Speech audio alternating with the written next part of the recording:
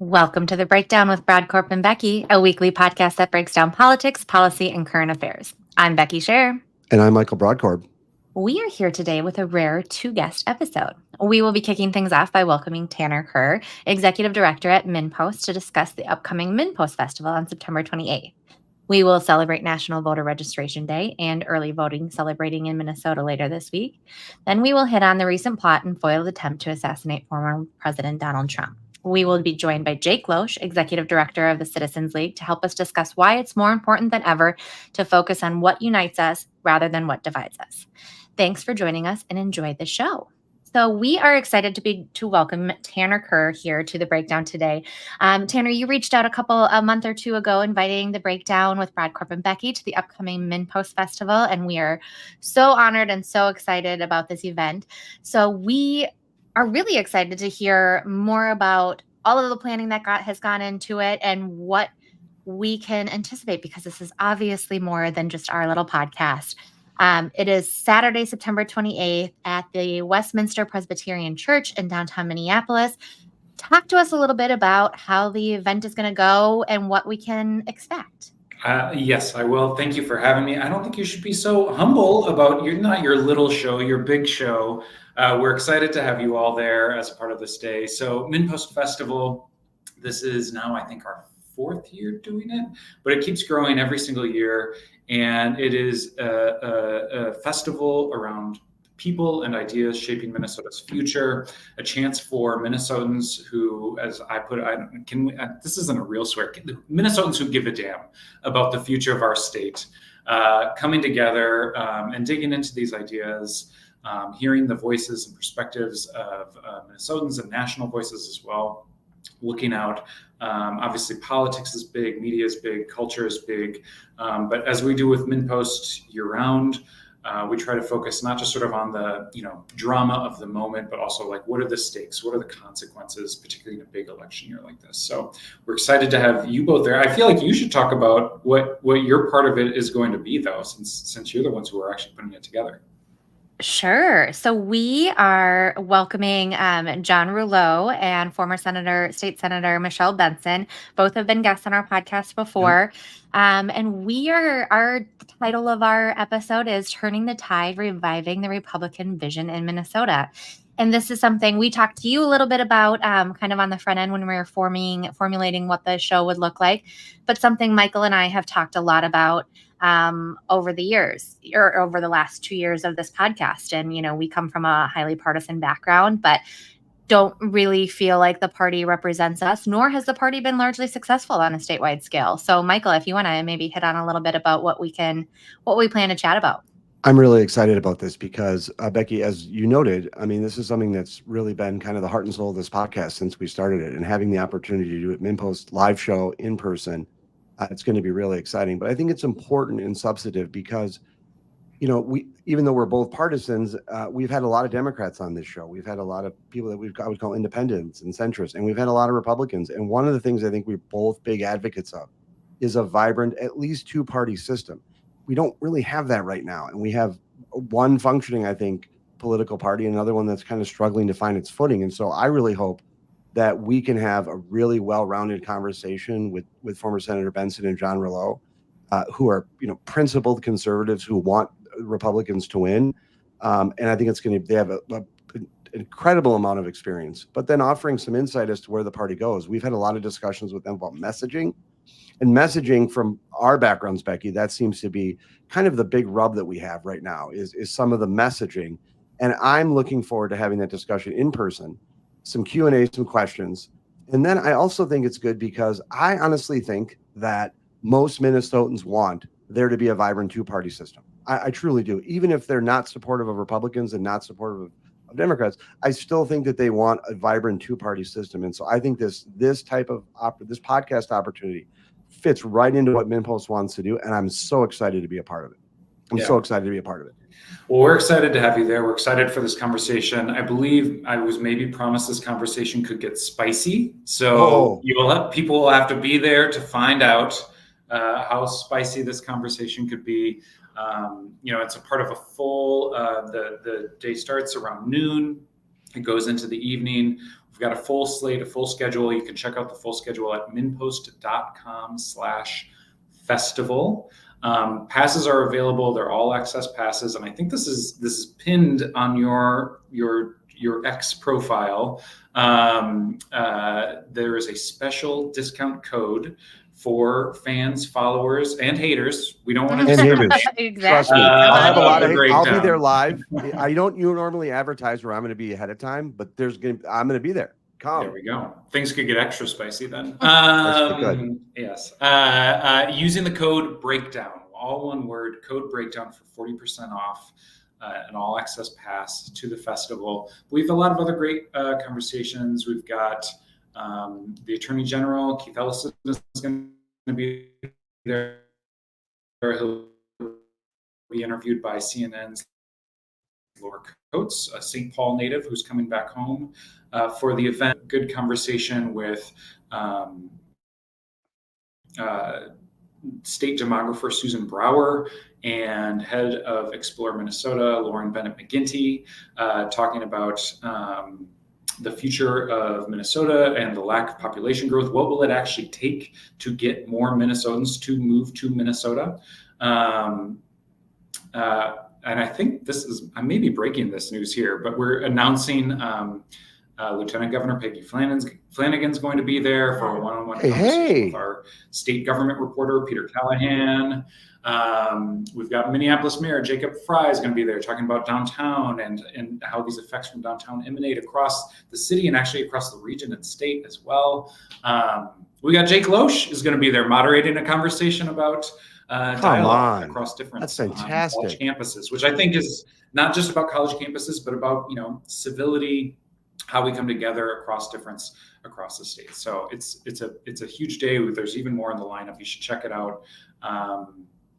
We've got David Rohde, Pulitzer Prize winning journalist. David Rohde is coming, talking about his new book, Where Tyranny Begins, looking at former President Trump's relationship with the DOJ and the FBI. Wow. State, national voices come together. It's going to be a great day, and a way for people to connect. There's a social hour that's going to take place for you to connect with. Again, it's sort of a mixer for people who give a damn. This is your chance that you can find your people here at MinPost Festival. All the details, minpost.com/festival. Use that code breakdown, all one word, to unlock a 40% discount on your pass. And that pass gets you can go see any and all of those speakers that you just listed off, right? Yes. Any or all, you can come and go throughout the day, all at Westminster Church in downtown Minneapolis.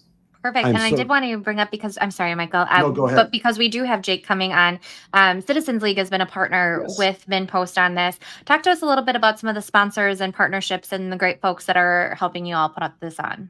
Yeah. So, we've got, it's a full smorgasbord of sponsor logos that you can see on the site, but a lot of great partners. We're working with Axios. We're working with McKnight Foundation, I should stop naming names because I'm not going to be able to name all of them off the top of my head, and I don't want anybody to feel left out.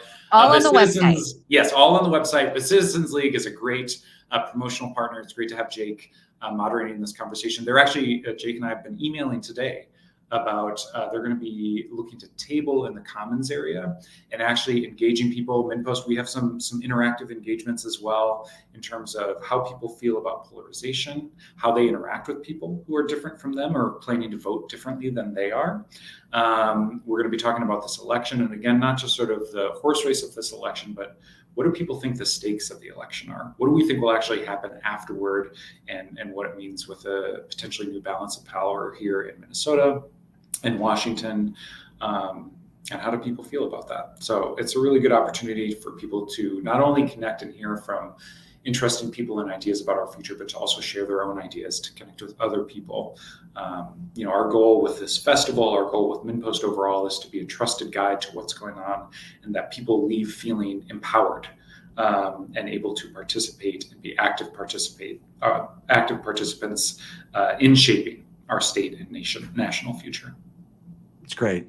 Thank you again for the opportunity to be there. We're so excited, and we will hope to have you back prior to the festival again to talk about more developments and more news. But we thank you so much for being here today, okay? Thank you both. And I'll just put one last plug, minpost.com/festival, code breakdown, all one word. Perfect. For 40% off tickets. So thanks to you both, and we'll see you soon. Thank you again. Yep. Bye-bye. So Becky, that was great. It's so great. No, I'm so excited. All you. That's what I didn't do anything. Well, he invited us. I didn't start MinPost. It was fantastic to have him on. And I think that was also our first live stream guest. Yeah, pop on, pop off. Popping in, popping out. We're trying out new things. All thanks to you figuring out the tech side. So yes, mad props. Thanks. Where are we next? We are now, today, September 17th, is National Voter Registration Day. Are you registered to vote? I'm registered to vote. I just voted in the primary. Oh, you did? Congratulations. I did. Thank you. Great. Yes. Still yet to be determined who I'm voting for in the general, but I have voted it at my home. So if you are unsure if you are registered to vote at your current location with your current information, you can go to minnesotavotes.gov, find out your registration status, or register to vote there. It's fantastic. I hope everyone registers to vote. Independent on who you're going to vote for, everyone needs to vote. Absolutely. Everyone needs to vote. Absolutely. And I mean, we talk about this all the time, down ballot. It's how many races every year do we hear at the Minnesota legislature are determined by 5, 10, 12 votes. I mean, it really, really does matter. You can also at minnesotavotes.gov, find out who is on your ballot. You can look at a sample ballot, do some research on the candidates in your area, all the way down from school board, city council, state house. If you have county commission races, Congress, and of course the lovely U.S. Senate race that's going on. So, and the top of the ticket. We'll obviously be talking more about this as we go forward. Did want to make one last plug though. This upcoming Friday, September 20th, is the start of early voting in Minnesota. You can vote early without an excuse, in person or via mail. So again, minnesotavotes.gov. Feel like we're channeling our lovely Steve Simon here. You can go there to figure out where you vote in person, to request a ballot, to be mailed to your home so you can vote via mail. It's a great little website. I encourage you to check it out. Are you we've established that you're a voter. Are you an early voter? See, I'm a big proponent of early voting. It's something that Republicans are just slowly getting on board with. Democrats have been crushing the early vote game for a long time now. I like voting on election day. There has been times that I've early voted if I was going to be out of town or working on a campaign that just makes it really tough to get to the polls. I not too proud to admit I have cried in a voting booth a time or two because I've been, so exhausted and tired and passionate about the candidate I've worked for, and being able to go and cast a ballot for somebody you work for is just a really great feeling. But I love election day. I love it. It's a rush to me, and man, oh man, am I a nerd, but it is exhilarating and fun. I like to go and thank the folks that are working on election day. It is a very thankless job. If you have the opportunity or have the availability, I highly recommend it, either being an election judge or going and actually working at the polls, because they need poll workers everywhere. Guarantee your area needs a poll worker if you have the ability.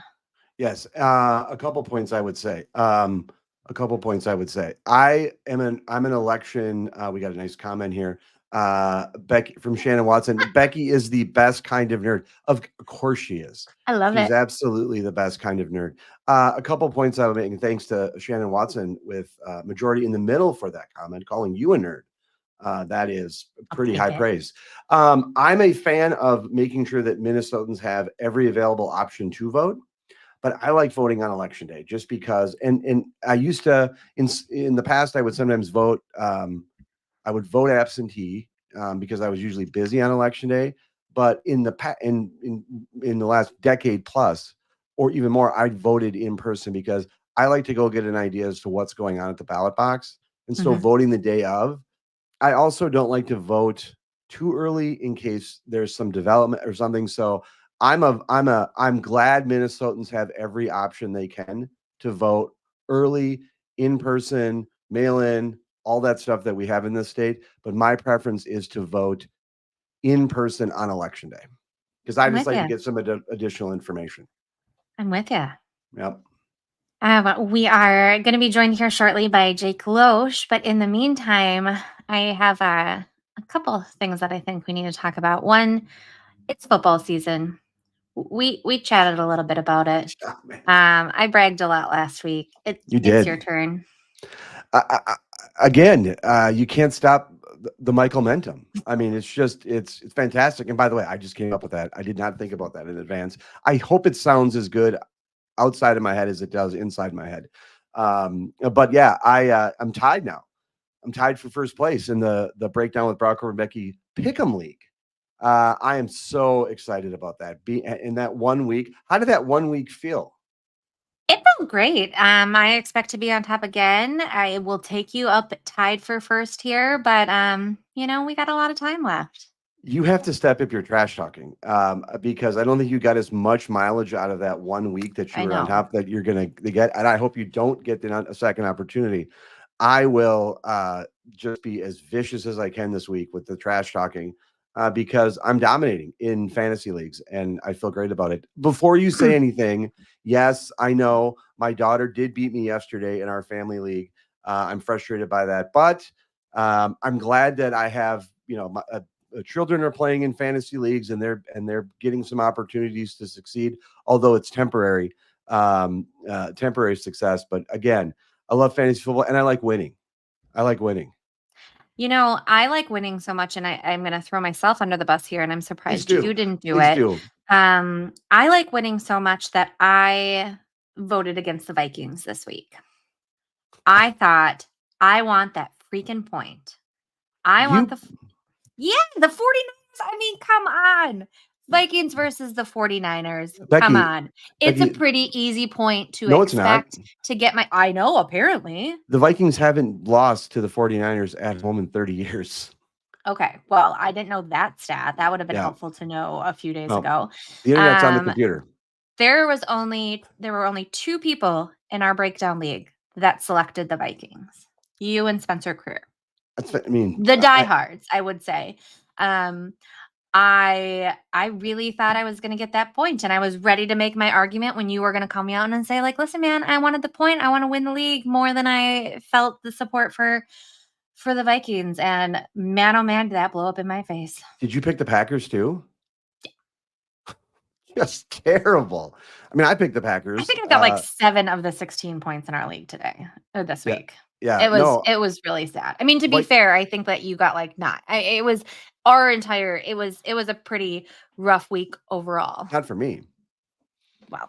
Not for me. And by the way, I was at the Vikings game on Sunday.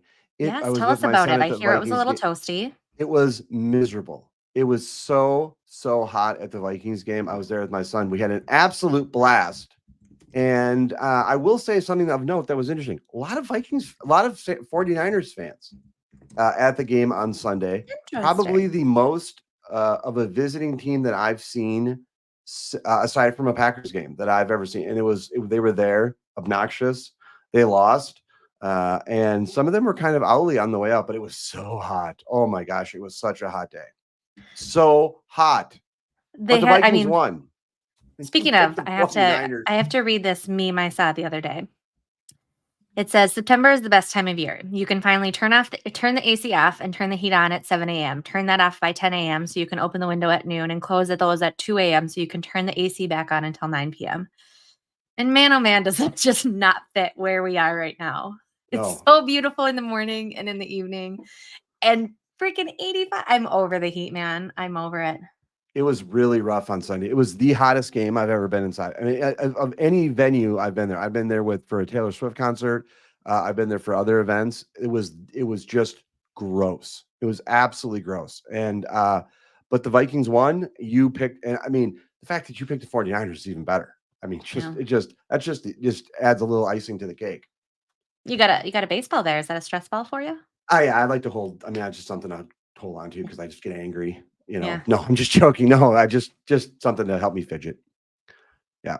I'm a baseball bat, kind of football, tossing around type stuff a lot during the day. So But yeah, thanks for pointing that out. Now I feel self-conscious. No, I like it. You would get along great with my son. He does not discriminate. A golf ball, baseball, football, basketball. He can identify them all. Little over 2. Very obsessed. It's pretty adorable. I can identify him too. Yeah. Oh, that is great. Yes, I can identify him too. Very, very proud of you. Thanks. Thank Yes. So grateful. So as we get into fall here, you still feel good about all of your leagues? Your fantasy league's gonna Yes, I take feel you good about all my forward? leagues. Well, first of all, I'm in first place in our league. I'm tied in the other league that I play with at home. I'm in a great spot. I'm in the driver's seat. Plus, I'm the commissioner I have managerial in the families. So that mean you cheat? No, I just have oversight in both leagues to make sure that it's fair. I'm just about making sure that people are having fun times, whether it's providing you an opportunity to make a terrible pick or having an opportunity for my daughter to knock me off at a game. I will say that that's fun. I want to add just one more note on something that occurred yesterday. And I'm just thinking about this now. I was going to tweet this up, but I forgot to do it yesterday. Do you know what happened yesterday? No, I don't know what you're referring. I don't know. Nothing stands out to me. I passed the Brimley cocoon line yesterday. You know what the Brimley cocoon line is? I do not. Do you know who Wilford Brimley is?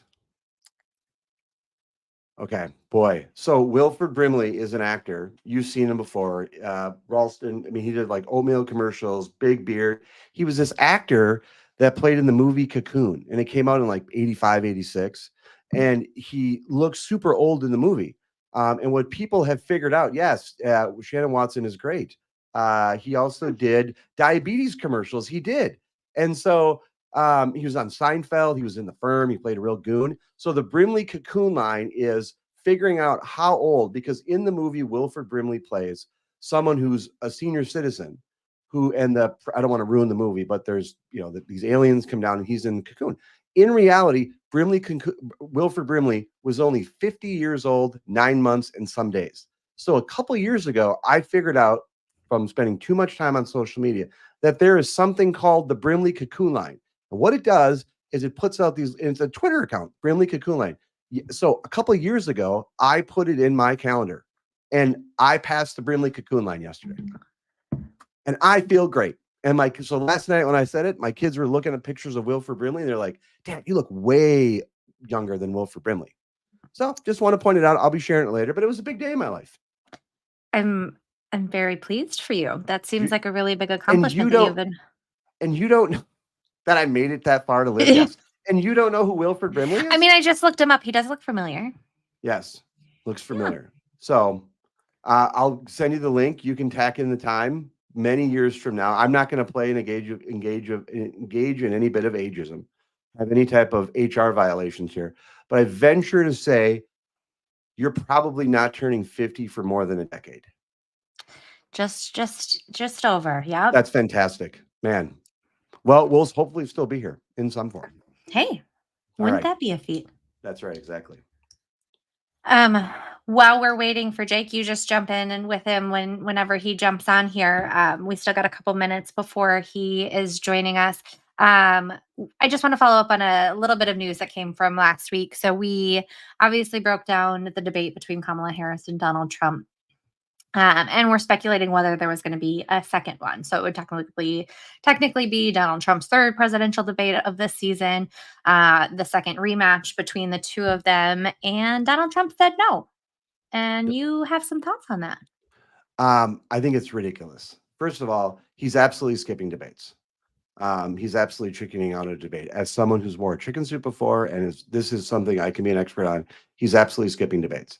And I think it's sad. But he did the two that he agreed to.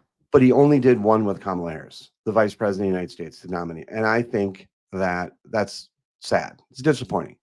I will say to you, I'm a big believer in any type of event that where there can be some sense of a semblance of democracy, where two sides are fighting. I have said before, and I've articulated this to you before, Becky, that I think campaigns can be as what they frequently say is that state legislatures are laboratories of democracies. I think campaigns can be too. I think they can be great opportunities for people to have a vigorous back and forth in debates.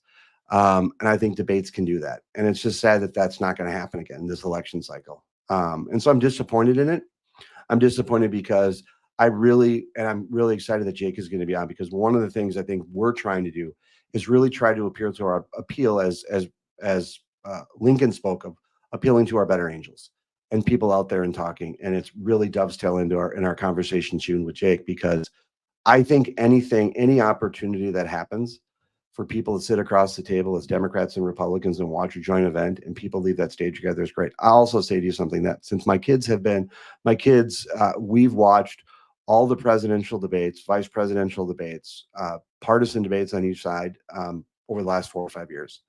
And to raise my kids' civic IQ and their civic awareness. And it's just disappointing. And Becky, I'll have to say, I think it really dovetails into what you do with the Citizen League and what our next guest talks about at the Citizen League is just finding opportunities for people to come together. And as I now have had that super partisan, hyper partisan background, but now as I've gotten older in the last few years and now past the Brimley cocoon line, I cannot begin to tell you how excited I am for opportunities for people just to be partisan, but to be partisan together and to throw the elbows, but not actually throw the elbows. And so I'm just a little disappointed about it. And I don't disagree. I like the debates. I like the opportunities for candidates You're a nerd. to share. Of course. Trump's statement that I read, not official statement, but a comment, I think in an interview or to a reporter was, he says, only losers seek a rematch and he doesn't need one. One thing I would encourage, because, while we did get another sit-down interview with Kamala Harris, I think there is always the opportunity for her to share more because she has not had the platform for the length of time that former President Donald Trump has. I am a big proponent of, if there is an ask or an invite for a debate and one candidate says no and one says yes, give it to the one who says yes. Give it to the one who wants to. If she wants an hour long on NBC or Fox News to talk about her policy positions, not in a combative, it doesn't need to be, I don't mean that, it needs to go up and somebody else needs to play the role of the aggressor or anything of that sort. But I think this at the legislative level. I've done this with when I've worked for congressional candidates.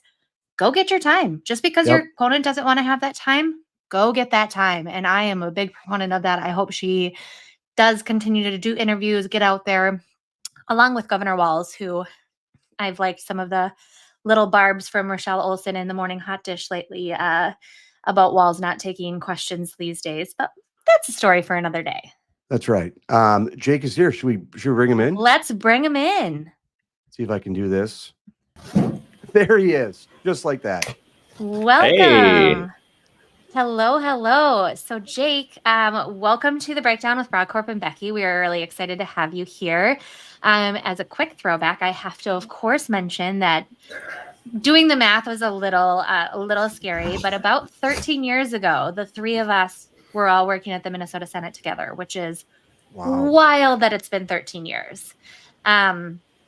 Pretty crazy. But Jake, so you're now executive director over at the Citizens League. You've had an incredible resume working for issue campaigns, organizations, MnDOT, serving on the board of Citizens League before now becoming the executive director. And I've had the privilege of, for the last 9-10 months here, being on the board of directors. So it's been really exciting to watch you work and to be a part of this organization. And we're here to chat a little bit with you about a kind of tough topic, but kind of dovetailing off a tough topic. So when Michael and I were chatting about how we wanted to kind of address this, you were the perfect guest that in mind for both of us. As we all know, over the weekend, there was an individual who laid in wait, targeting former President Donald Trump during his round of golf. Thankfully, he was discovered, arrested, plans were interrupted. But this is the second time in the last couple of months that we have had somebody taking aim at the former president's life. So Michael and I spent a lot of time after the first assassination attempt and have had many conversations over the last few years about the need to turn down the temperature and the rhetoric in partisan politics. And as somebody who's been in and out of politics over the last decade or so yourself, you understand the high-stressed, high-tension world that this all is. So I want to start by simply asking, are you surprised of where we've gotten and that this is what's occurring in this day and age of politics? Yeah, it's a good question. Well, first, thank you both for the invite to join you today. It's a thrill to be here with you, and I really appreciate the chance to talk about it. I guess the answer to your questions simply is no. I'm not terribly surprised that this is where we've gotten, because first, let's be clear. Political violence in any way, shape, or form is abhorrent, and it should be condemned in every way. The Capitol attacks on January 6th were political violence. Assassination attempts are political violence, and they're all wrong. And we need to do everything that we can to fight them. But the reality is we have to ask ourselves why we got here and how we got here. And, it's not like we just suddenly woke up in some angry, divisive, violent America, right? There are reasons that we've allowed it to get this way. And I think, unfortunately, we now have the burden or the responsibility, depending on how you look at it, collectively to figure out how to dig ourselves out of this hole. Because where do we go from here? I mean, the state of political discourse in this country is pretty sad, to be honest. And I think we find ourselves in a time period where even things like talking about civility or having a conversation with somebody who disagrees with you is viewed as a dirty word. That's a really tough spot to be, especially sitting at an organization where we try really hard to increase civic engagement and provide people the opportunities to do just that, to hear from people who have a different perspective than them. But we live in political bubbles these days, and it's uncommon for people to actually take the time and the intention to seek out a different perspective. We spoke with Tanner Curl at MinPost earlier in the episode, and he was mentioning some of the work you guys are doing with the MinPost Festival, but talked a little bit about a table we're just emailing about this table and kind of having some conversations about just that. So talk to us a little bit about your work at the League and how you have kind of transitioned from partisan politics to wanting to cultivate these civil conversations, even with people you disagree with. Yeah, well, I got my start in Republican politics, right? At one point in my life, I thought that was going to be my career track, and I was going to be a partisan Republican hack, just like many of us have done a stint in that partisan politics, and thought that's where we might want to be. I worked for the Republican Party. I was in 2010. I spent a lot of time running around the state, pounding lawn signs and walking in parades, and then, like you mentioned, Becky worked at the Senate in 2011 as a legislative assistant. And, I think pretty clearly I started to realize that my own personal politics maybe weren't as far right, or not even far right, just maybe not as much in line with any political party as I personally thought. I left the legislature then to go work on the Vote No campaign on the marriage amendment, which my boss at the time had voted in favor of putting on the ballot, and I went to work against it. But that campaign really was, for me personally, a turning point. I think we built a really intentional and purposeful campaign that we knew we had 18 months to defeat an amendment, and no state before had ever accomplished that, had ever done that. We also benefited from the time and new research and how we talked about the issue. But I think that was a really significant part of that campaign, and something that I've taken with me throughout every job that I've had. You have to meet people where they are, and you have to show interest. You're never going to change a person's mind or even be able to engage in a real conversation if you start out with shame or attacks or aggression or anger, or how can you be so stupid to think that way, right? To ask honest questions. You have to really, truly put the time in and the effort to have a conversation with somebody and understand, look, we all have our own lived experiences that have shaped who we are and why we believe what we believe. And the idea that somebody has a different belief than you just because they have a different life, that's not inherently wrong or bad in any way. But it is our responsibility to actually take the time and ask honest questions to understand another person's point of view. I did some lobbying. I worked in PR. I most recently was the communications and public engagement director for MnDOT, the State Department of Transportation, before starting at the League. And all of those jobs are very different, but I think a common thread is that I had to work with people who had different political beliefs. I had to work with people who had different backgrounds and different ideas about how to be successful. And I had to figure out how to move forward, how to find solutions, how to pass bills with bipartisan authors, how to work, at a state agency with 5,000 people. Sure, it may be in a Democratic administration, but that doesn't mean that everybody who works there has the same political beliefs. And how do we still move forward and get work done? That to me is the core of what we should be focusing on. And it's what I think the Citizens League we've been around for 72 years, more than 72 years now.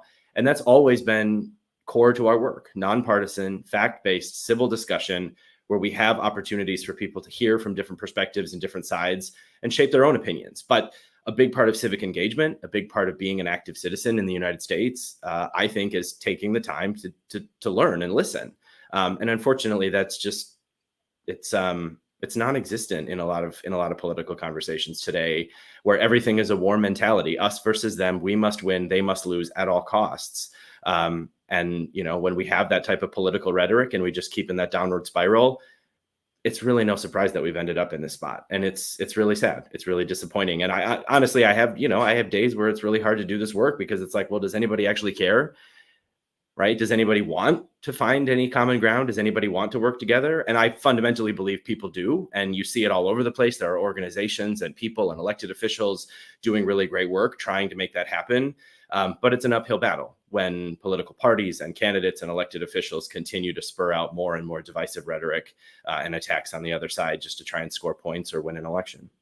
Absolutely. And by the way, I just have to say, I'm so impressed with what you're doing, what both of you are doing. But Jake, as a guest, it's so critically important. And when Becky and Thanks, Michael, I appreciate that. When we heard the news of what happened again, Becky and I, and she suggested you, and it was like just perfect. I mean, it was absolutely what I think is needed, because I think particularly, I don't want to speak for Becky, but my perspective is that, having done this podcast for the last couple of years and almost 2 years now, one of the things that we have to do when we're doing a podcast is we have to pause and we have to listen. We have headsets on, and I have to tell you, having to listen and pause and listen to the other side and have a discussion is a very important exercise. And I'm so thankful that I had this opportunity with Becky over the last couple of years, because it has really rewired my thinking in terms of particularly just about discussions. And it's very difficult for me to now not be in an environment where people don't listen, because so much of what Becky and I have to do on this podcast is listen to people and have discussions, because we want people to come on and talk, even if we disagree on political issues, on food takes, on football or other stuff. We're having people on, and it's difficult to listen to Becky sometimes talk about her football and her food takes, but it's important to listen. What I would say to you is, so I just want to say to you both, I really admire what you both are doing in different capacities with the Citizen League, because I think it's more important than ever. And I'm so excited to have you on and to promote, Jake, what you do, and Becky, what you do on the board, because I think it's so important that people know that and know that it exists. I have a question for you about, and it's a question I kind of go to, but I want to get your take. Start with you, Jake, but Becky, do social media. Social media is really, I've become more and more of someone who believes that kind of tunnel vision, that social media connects us, but it allows people to silo conversations. Do you think, aside from the introduction of certain partisans in the last few years, in the last decade or so, what role do you think social media has had?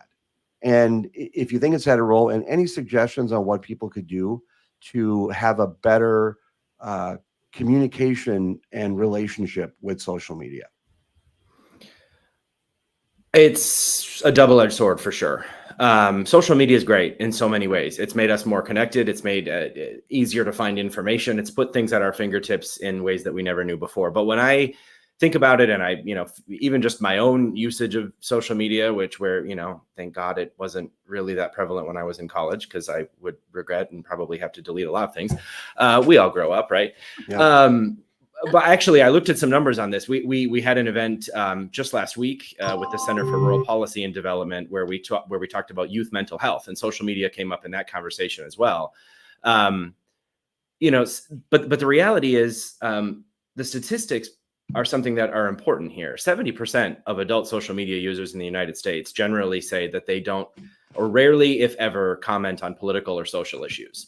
So when we think about it in that sort of echo chamber that becomes social media, and when we naturally all, in social media, you choose who you follow, right? Like you make a political bubble around yourself of people you follow and who you pay attention to. So you know what? You often end up seeing only things from the most extreme viewpoints on either side. The people who are actively talking and commenting about politics on, the very online people, right, who have opinions about everything, and their first reaction is to post something bombastic or whatever online for clicks and rage bait. It's a problem. And I think the reality is, it's not just the existence of social media, right? Social media platforms have a responsibility, but I also am a firm believer in free speech, right? I will fight for your right to say whatever you want to say, even if I find it abhorrent. I also think that people sometimes forget that free speech that doesn't mean that there are not consequences to your speech, right? You can say whatever the heck you want. You also need to be prepared to accept the consequences of those.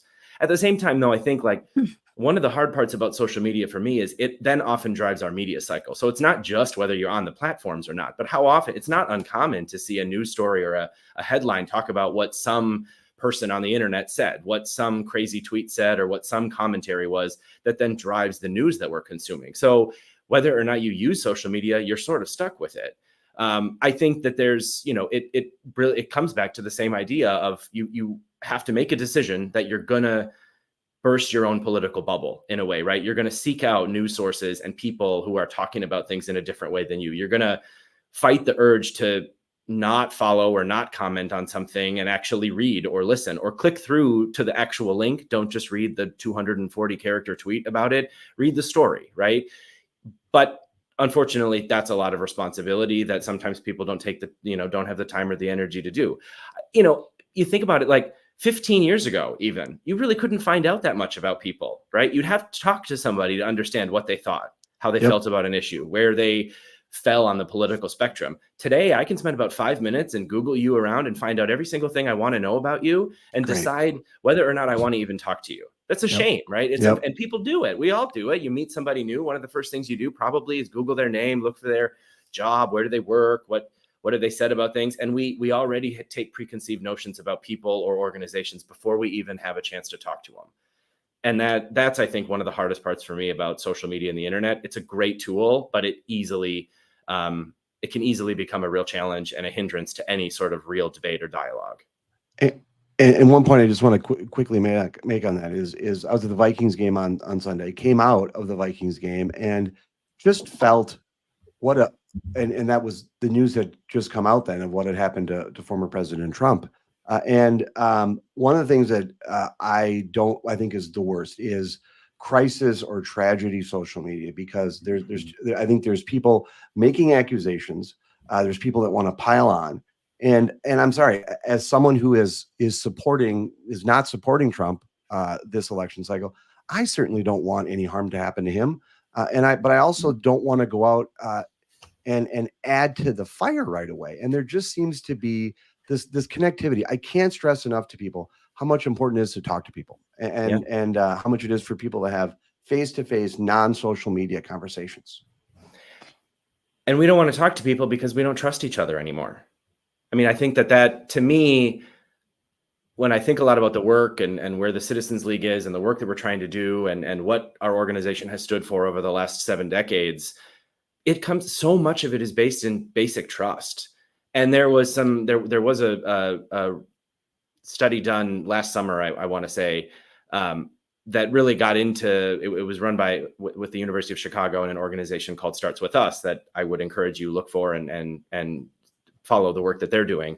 But one of the things that they showed in that study was Americans still tend to agree on a lot of really core values, right?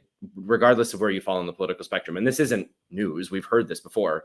Yep. But what's different is that we no longer trust the other side shares those values. So if we're starting to talk about a conversation or engage with somebody and we're not even believing or trusting that they have good intentions, they have the same passion and love for country and desire to have safe communities and safe schools and good jobs available, all of these core things that unite us in many ways, they're there, but we choose to focus on, the 20% that we disagree versus the 75 or 80% where we might have similarities. And don't get me wrong. I mean, there's a quote that I love, and I actually wrote it down because I wanted to make sure that I got it right. A country born by breaking with a king inherits dissent as a birthright, right? Like this is dissent, debate, passion for our beliefs. This is something that's always been core to the DNA of this country, and we should encourage it. Thoughtful debate, passionate defense of your beliefs and your opinions. That's good. I want to encourage that, and we talk about that a lot with the Citizens League. When we talk about finding common ground or working together or multi-partisan approaches to work, that doesn't mean come to the mushy middle and give up everything you believe. It actually means the opposite. Bring your Yeah. strongly held beliefs. Tell us about them. Why do you believe that? And where did you come? How did you come to that perspective? What about your life shaped that for you? God, yes. All I ask is that you also understand and come into that conversation understanding the other person or the other people in the room have the exact same thing. They feel the same passion. They feel the same deep, strongly held beliefs. Why? Ask questions. Be curious. Curiosity to me is a huge part of our civic responsibility and our civic duty. And there's not enough of it because it's easy enough to just talk to people who think like us and shame everybody else. How could you possibly think or believe that? Well, if you're doing that, you're going to probably continue to lose elections because 50% of the population does feel differently than you, probably more. Damn it, you're right. Michael, we just talked about this a couple weeks ago, brought up an episode of Ted Lasso where he talked and encouraged folks to be curious. And I think that is something that we've lost a lot. And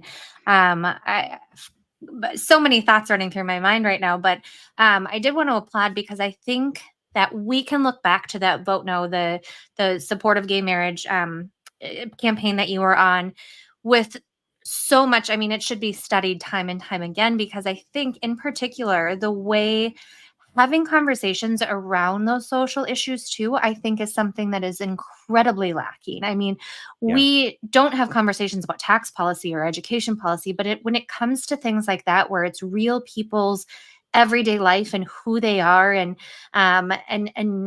some folks basically saying that they don't exist and the way of life is non-existent. We had the pleasure of having Lee Finke on and talking with her about some of her legislation and having that conversation as well. I just think the way that campaign was run and having those conversations and highlighting the parents and the sisters and the teachers and the loved ones in these lives was so compelling, and something that we talk a lot about that is missing from politics, in particular on the Republican side, is the storytelling and really kind of bringing that humanity back to our politics and our policies, because it's so easy to look at facts and figures and stats and studies and all of that. And that has a time and a place to be at the forefront of our conversations. But when we forget about the people who are impacted, when we forget about the people whose jobs are made more difficult, their parenting is made more difficult, their inability to provide for themselves or their families, whatever their family might look like. I mean, it's just, we lose that humanity and we just come from such a place of hatred. And it's so frustrating and tough, and really then perpetuates what we see on the social media of that hate. Like you said, the echo chamber, right? I mean, if you want to lean in and ignore all of the opposing viewpoints, it's so easy to do that. And I'm sure we all have friends or family members in our social feed who just retweet, reshare, post, all of those kind of things. And you just want to shake them and say, like, let's sit down and have a conversation. Because even if I'm not going to change your mind, just like bringing a different viewpoint. I mean, it has been such a privilege for us to have these conversations over the last 2 years. Not that my policies have changed at all, but just how much more I've learned about things. And I think it's funny to me that I feel like the conversations we have with even some of the hyper partisans, the folks who have lived and died for the last decade or two in partisan politics, they get it. They get the conversation side of things that are needed sometimes. And it's just those people on the periphery who kind of miss that. And it is something I hope to bring back, and brings me to my next question, because I want to bring it back to the Citizens League one more time. Sure. Citizens League mission statement is empowering people to engage in civic life and public policy to make Minnesota a better place to live and work for everyone. So in your experience and in your work now, let's give folks a little bit of something to take away of maybe how they can bring this into their day-to-day life, how they can lean away from what divides us, lean into what unites us, and try to make things just a little bit better, and bring down that you can still be for your candidate or for your policy or for your party, but in a way that helps us all move forward and hopefully changes things, whether it's in 5, 10 years or 20. We got to end this cycle. Well, we have to keep trying, right? We can't give up. I've gone through ups and downs about how I feel about politics and whether I want to even continue work in this space, because sometimes it's really damn depressing, to be honest with you. But we can't give up. That's not who we are. That's not who I think people of Minnesota or the United States are. We care about this place and we want to make it better. I think at the Citizens League, we try really hard to model that, Becky. I think that's one thing that we've always upheld as a value. So in all of our, we've been, over the last year since I've started in the job, we've been trying to do a lot more public events. We have one this evening for anyone who's listening and wants to come learn more about paid leave. Join us at Bad Weather Brewery in St. Paul. I'll do a little pitch there starting at 4:00. But we really, I think, see our role not as necessarily, coming up with some brand new tool for conversation, right? There are dozens of organizations and good electeds and people who are trying to do this work, and we want to amplify that. We share it. We put that content out there and make sure that people see it. But we take it into our events and our conversations. So whether it's a policy project that we're doing, we just launched a new one exploring public service and how we can support and strengthen folks working in public service and those career opportunities with the League of Minnesota Cities and the Association of Minnesota Counties. So through those conversations, through our public events, intentionally seeking out people who have different perspectives and modeling the kind of behavior we want people to take out into their day-to-day lives. I think at the end of the day, though, there's no organization that's going to be able to do this for you. It's a responsibility that we have to take on as individuals, that we're going to say, I'm sick and tired of this. This type of dialogue and discourse isn't getting us anywhere. There's a better way to do it. And I'm going to take on the responsibility of seeking out a different news source, reading an author I might not have seen before, listening to a podcast I might not agree with, right? Meeting with a legislator, whether I support them or not. I mean, there are so many easy things that you can come up with. But at the end of the day, I put a lot of it on each one of us as individuals to take the responsibility to say, I'm tired of this and we don't have to do it anymore. Politics doesn't have to be this ugly, vitriolic place. I mean, there's always going to be passionate defense of beliefs and debate and dialogue. That's what makes us strong. I think one of the hard parts for me over my own career is, as someone who felt like I used to have a political home in a political party, I don't anymore, because neither one really reflects my own beliefs. And that's, a good 2/3 of the population generally over the years polled say that neither party fully represents them anymore. Don't get me started. I could do a whole nother podcast on the binary political system and where I think that's led us. But I mean, ultimately, it doesn't have to be a party. It doesn't have to be an organization. It doesn't have to be something you align yourself with. It's a task that we all choose to take on because we believe we can do this better, and we're going to do our own little part to make it happen. I could sit and listen to you guys talk about this for days because I think it's so important. And I have to say, let's do it again. Yes, of course we will. And I have to say to both of you that it's so important. And I'm even hesitant to speak up because I want to make sure you get all the time both you guys can to talk about stuff. It's so important. And I just will have to say to you both, it is so important what you're both doing. And Jake, in your efforts leading it and doing the things, it's so important. I guess, again, I'll throw it back to you, Jake, and Becky, too, if you want to chime in. What tools and resources do you have or suggestions you have for people to have conversations about politics or about issues from the standpoint that people can, those can be safe conversations? I have found, as someone who's kind of stepped back into doing something more partisan for the duration of this election, I have found situations where it's really challenging to have some conversations when you're approaching it from a different perspective. What tools and resources or approaches, best strategies do you guys do in your lives when you're having conversations on issues or partisan politics that you can maybe give to our listeners as how to approach them in thoughtful ways? It's a great question. And I don't know that there's any, silver bullet to that solution, because it's going to depend on each individual person and who you might be talking to. Becky, I don't want to necessarily cut you off if you were about to say something, but I would start with, as I mentioned before, there are a number of organizations, both nationally and locally, that are doing work in this space and have a lot of resources and ideas. One thing that I really was following closely and really appreciated was Governor Spencer Cox of Utah. When he was chair of the National Governors Association, they had an initiative called Disagree Better, which I really loved because it really got to the core of this conversation that I feel is so important, which is disagreement isn't bad. It's just that we need to do it better, right? Because we disagree does not mean we're mortal enemies. Me and you disagreeing is human nature. It is a very, very basic experience that we all have.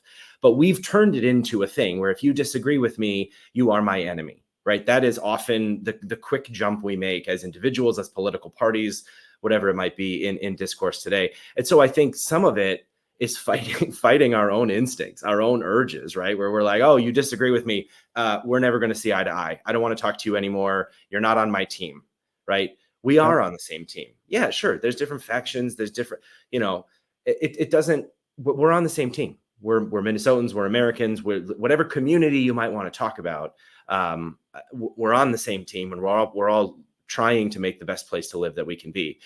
I think some of the resources that I really, other organizations, Braver Angels does a lot of trainings. Bridge USA is a youth-led kind of movement trying to work on political partisanship closer to home. The Center for Common Good at the University of St. Thomas, the Humphrey School at the U of M has a lot of programming on this. So much of it is just actually stopping and I would say, when I get into those types of conversations, intense conversations, somebody I disagree with, somebody I'm really having a hard time understanding how they're feeling, what they're feeling, I just try and stop myself, right? Like I'm going to be wanting to tell you all the reasons that you're wrong or all the things that I think that are different.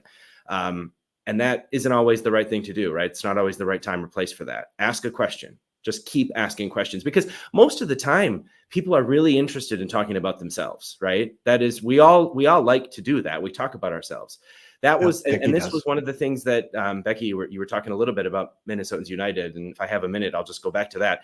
That was core to our campaign, right? Was pairing people up with a shared identity. So we had phone banks where Catholics talked to Catholics and Republicans talked to Republicans, because they could understand each other's experiences better, right?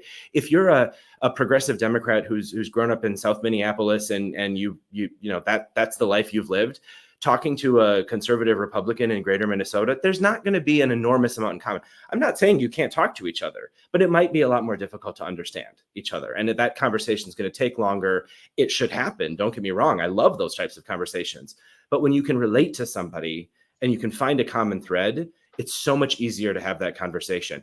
I sat on the phone with people in that campaign, and you started out by asking a question like, why did you get married? And I would sit on the phone with people for 20, 30 minutes talking about marriage. We didn't even start talking about the amendment or whether they should vote no, but like strangers talking to me, a stranger, about their marriage, some of the most personal things in a person's life. People are willing to talk about themselves if they believe that you genuinely are curious and want to know. But it's also it's pretty easy to tell whether a person you're talking to is genuinely curious about what you believe and what you think, or if they're just there to tell you that you're wrong. And I think holding ourselves accountable to that genuine curiosity in our conversations is what's missing from most of these discussions today. And I completely agree. And I think it goes back to your earlier comment of meeting people where they are, because I think there are ways to also have those conversations, and that will help encourage conversations down the line, right? Yeah. To have the conversations and to ask the questions. So when you meet somebody similar in a few months, you're better able to have that conversation and asking the questions of how'd you get there? Why do you believe? And so many different things too. Yeah. I feel like so many people don't truly understand why they believe what they believe. And so it gives them some introspection of like, maybe it's not maybe going to change their mind in any way, but it forces them to go home and think a little bit more of like, maybe this is a short-sighted thing. And maybe this is something that was just ingrained in me from, X, Y, and Z teacher or parent or whoever that might be. And again, any conversation that you can have that leaves you or the other person a little bit more curious to learn more, read more. I had my favorite teacher in high school, I will say, is probably a absolute flaming liberal. I believe it's actually her birthday today too. I'm friends with her on Facebook still. But it was during the height of Bush going overseas and looking for weapons of mass destruction. But was he really? Did we trust him? It was all of this stuff going on, and so much of what we hear is teachers just ingrained trying to impose all of their views. And she constantly said, read everything you can get your hands on, listen to everything you can, watch everything that you can, and form your own opinions. And it really ingrained in me a desire to do that and to learn more and to figure out what I believed and why I believed that. And just those conversations, I have the lovely opportunity to have some far, far, far left friends in my life and far, far, far right. Even in my wedding party, they could not have been a bigger, wider a political spectrum. But we've had the conversations and we've understood that it's okay and we're all still human and good people, even though we have different core beliefs in a variety of ways. So this was really exciting. I certainly want you to come back because we love having these conversations. I mean, you're the two parties, the two-party system and the need for that. That's actually our conversation at the MinPost Festival. So we're really excited about that. Great. But also kind of our viewpoints personally of being a little politically homeless ourselves and not really identifying with the party that we spent so much time and energy supporting and working in. So more conversations. Thank you so much. This was incredible. Thank you. I really appreciate the chance to talk and join you today. It was great. Understanding is a two-way street. I think it was an Eleanor Roosevelt quote, and it means it's a very simple way to put it, right? You can't expect to understand another person's point of view, and you can't expect them to understand yours if you're not both willing to put in that effort. You both, this has been just remarkable. And I want to thank you, Jake, for coming on today, and Becky, Jake, for your leadership, Becky also for yours with the Citizen League. And I will also say, it was so important to do something that kind of reset my thinking on what's occurred in the last few days. And Jake, you couldn't have been a better person to help kind of frame that discussion up.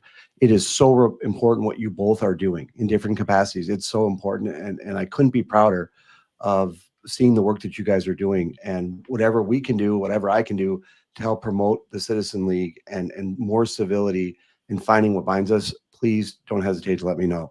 I want to thank our viewers and listeners for another episode of The Breakdown with Brodkorb and Becky. Before you go, show some love for your favorite podcast by leaving us a review on Apple Podcasts or the podcast where you listen. The Breakdown with Brodkorb and Becky will be back soon. Thank you so much. Have a great day. Bye.